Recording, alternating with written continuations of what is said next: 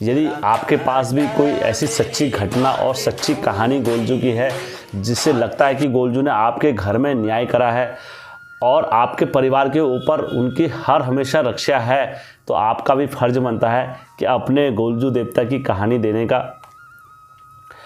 गोलजू की नहीं, अगर किसी भी देवी देवता ने आपके घर पर रक्षा करी हुई है तो आप मुझे उनकी कहानी दे सकते हो। तो मैं अपने चैनल के माध्यम से उत्तराखंड घूमू लो क्या टिहरी क्या मुनशारी, उत्तराखंड घूमू लो क्या टिहरी क्या मुनशारी। हाचू हाचू हाचू हम पहाड़ी नीचू नीचू।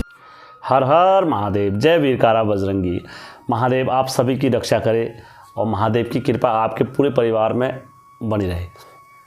आप सबका आपके अपने चैनल में एक बार फिर से स्वागत है। और जो मैं आज कहानी लेके आ रहा हूँ यह एक सच्ची घटना है, गोलजू की सच्ची घटना है। और गोलजू ने इंसाफ करा हुआ है और आज भी जिसके ऊपर रक्षा करी गोलजू ने, आज वो गोलजू का बहुत बड़ा भगत हो गया है। ये समझ लो कि गोलजू का नाम लेते हैं और गोलजू के नाम से ही सारी दुनिया चलती है उनकी।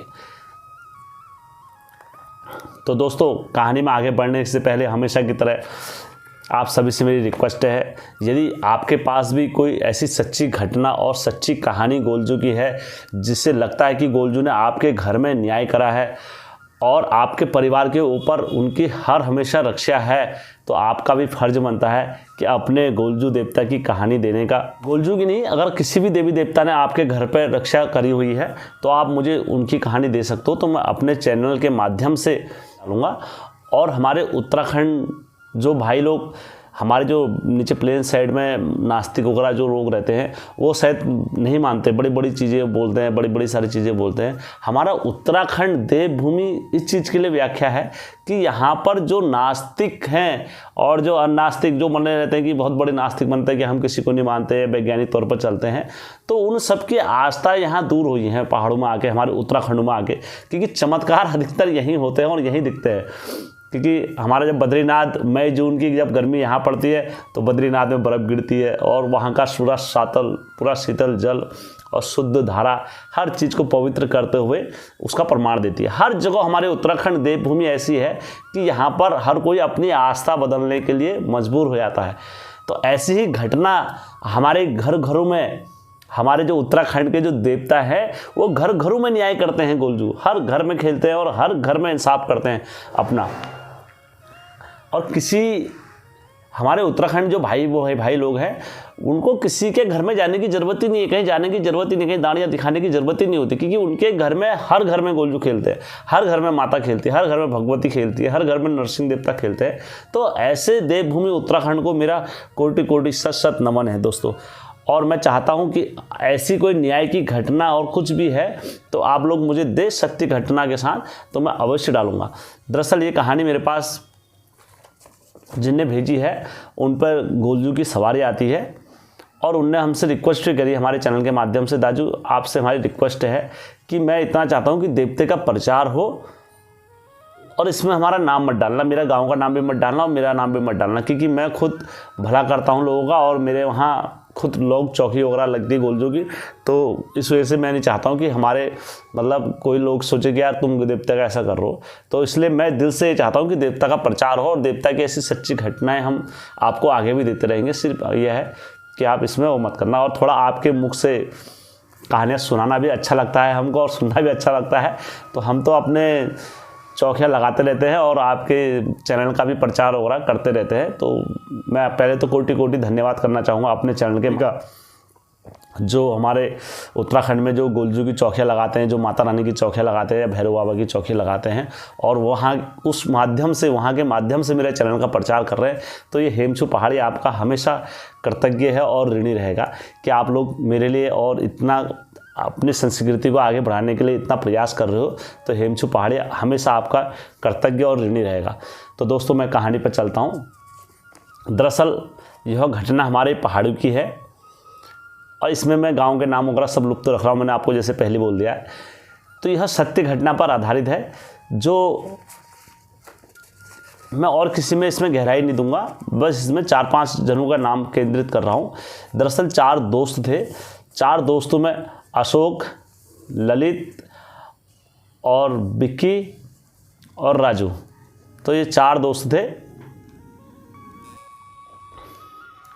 ये घटना 2001 की है और जब मई जून की भीषण गर्मी पड़ती है तो हमारे पहाड़ों में क्या करते हैं, जो हमारे बूढ़े बुजुर्ग लोग जो होते हैं वो दिन में खा पी के सो जाते हैं, 1-2 घंटा आराम करते हैं अपना। तो उसी बीच में क्या होता है, जो बच्चे जो होते हैं हमारे, जो कुबद्री बोलो, क्योंकि बच्चों में मैं भी था तो हम भी थे, सभी होते हैं कुबद्री बोलो, और बड़े बड़े हाथ से बच्चे ऐसे करते हैं कि कोई तो मतलब ऐसे ऐसे मैंने सुने हैं कि मुट्ठी में सांप को पकड़ लेते थे तो वो सांप का दम मुट्ठी में टूट जाता था। ऐसे ऐसे बच्चे खुरापाती होते हैं।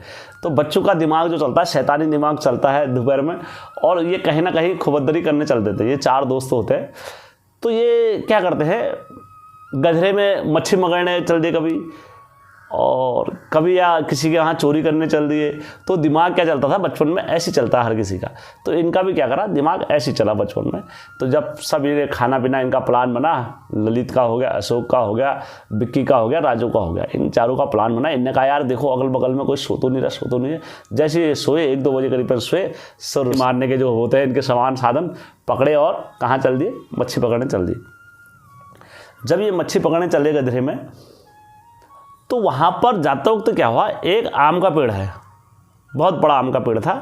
तो उस वक्त वो आम का पेड़ मतलब मान के चलो बड़ा ही था। उसके ठीक नीचे क्या है, हमारे गोलजू का मंदिर हुआ।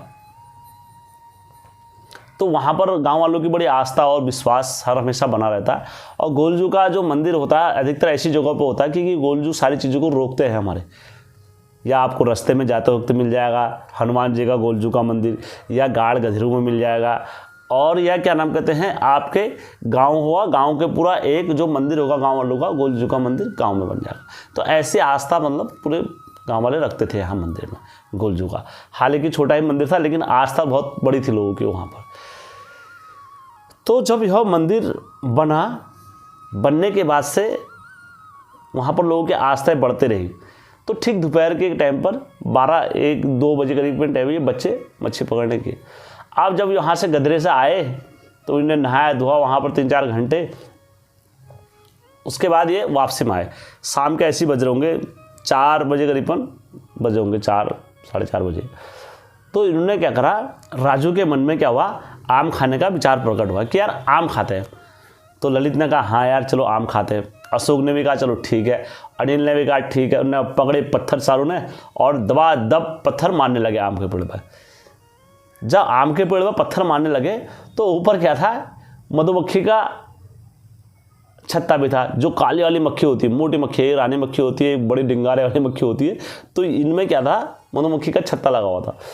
जब मधुमक्खी का छत्ता लगा हुआ था तो एक अशोक का निशाना कहाँ जाके लग गया, वो मधुमक्खी के डिंगारे पे जाके लग गया।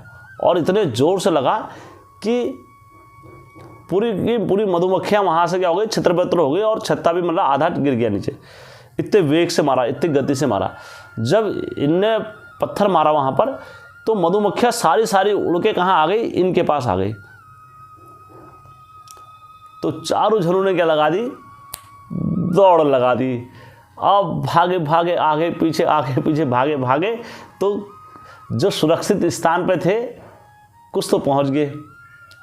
जैसे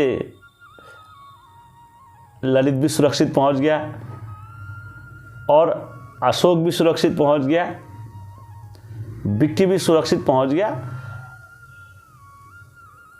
जब मुसीबत आती है ना, जब शेर आता है तो उस वक्त कोई ये नहीं देखता कि साथ वाला है कहाँ है मेरा, तो कोई ये नहीं देखता है। तो सब अपने अपने घरों को चले गए। जब सब अपने अपने घरों को चले गए तो उसके बाद क्या हुआ, 2 दिन के बाद 3 दिन के बाद ये सब जने एकत्रित होकर फिर मिलते हैं क्योंकि दोस्त हुआ हवाई। तो उन्होंने कहा क्या हुआ यार, तू दिखाई नहीं दिया। तो सब जनों ने राजू से पूछा यार तू दिखाई नहीं दिया, कहाँ चले गया था राजू, कहाँ चले गया था। तब जो राजू ने मतलब 4 जनों को जो बात बताई वो किसी के गले से पानी नहीं उतरा कि ऐसा भी होता है क्या या नहीं होता है करके। तो उन्होंने कहा ऐसा क्या हो गया राजू, तू मतलब बता नहीं रहा है, ऐसा क्या हुआ, बता तो सही हमको। तो राजू ने कहा जब सब जने पत्थर मारा तुम अपने अपने घरों को भागे, अब मैं तो भैया छोटा ही था, अब मैं इतना कहाँ भाग पाता, मैं भाग नहीं पाया। वो सारी मक्खियों ने क्या कर दिया, मेरे ऊपर अटैक कर दिया और सारी मक्खियाँ कहाँ चिपक गई, जैसे छत्ते पे चिपकी थी। और वो सारी की सारी मक्खियाँ क्या हो गई, मेरे ऊपर से लेकर कर नीचे तक रवान कर दिया और पूरा मुझे भर दिया मक्खियों ने। और ऐसे काटते रहे, डंक मारते रहे और मैं अपने प्राणों की भीख मांगते रहा। जब मैं भीख मांगता रहा तब मेरा ध्यान कहाँ चले गया, अचानक से वो मंदिर पर चले गया, जो मंदिर वहाँ पर था। तो मेरा ध्यान वो मंदिर पर चले गया। जैसे ही मेरा ध्यान वो मंदिर पर गया तो मैंने क्या हुआ, मेरी आंख बंद होने वाली थी और मैं बेहोश होने ही वाला था जैसी, तो फट से क्या करा, एक आदमी ने मेरे को पीछे से पकड़ लिया। जैसे मुझे आदमी ने पकड़ा और कुछ क्षणों के लिए मेरा दर्द पूरे शरीर का क्या हो गया, गायब हो गया। और जो जलन थी पूरी, वो जलन पूरी मेरे शरीर से चली गई थी। अब क्या हुआ, जब मैंने उस आदमी को देखा तो उसने सफ़ेद कपड़े पहने हुए थे, सफ़ेद वस्त्र पहने हुए थे और एक पगड़ी उसके सर पर थी और कानों में कुंडल थे और सकमक गले में टीका था और गले में टीका लगा हुआ था और सरकट तो मेरे को पकड़ा उसने और कुछ क्षणों के लिए मेरा दर्द पूरा गायब हो गया।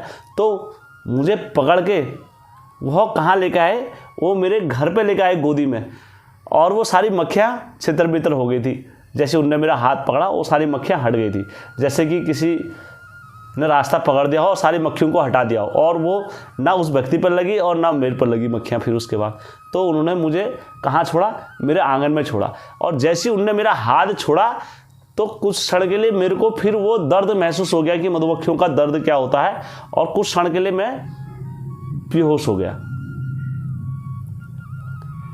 तब अगले दिन, उसके दूसरे दिन मेरी आँख खुली और आँख खुलने के बाद जब मैंने देखा कि मेरे को बहुत तेज़ बुखार आया हुआ है और मैं दवाइयाँ खा रहा हूँ और 2 दिन तक मैं बीमार रहा, जो तीसरे दिन में आप लोगों के बीच में आ रहा हूँ।